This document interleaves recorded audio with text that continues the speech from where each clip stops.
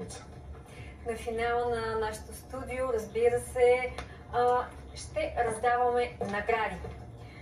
В петък вечер ви зададохме въпроса: на какъв пост дебютира в елита Динко Дерменджиев при гостуване на Ботев Пловдив на Спартак Варна? Стефчо, ще те попитам, знаеш ли отговора? Не го знам, но бих предположил като нападател. Не, това е грешен отговор. Верният отговор е вратар. Матчът между Спартак Варна и Ботев Пловдив е изигран през 1959 година и завършва при резултат 1-0, точно както беше и в нашия кръг.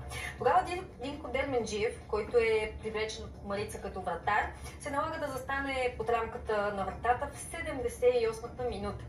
Ето какво казва той в книгата на Румен Минков: трибуните скандират Чико.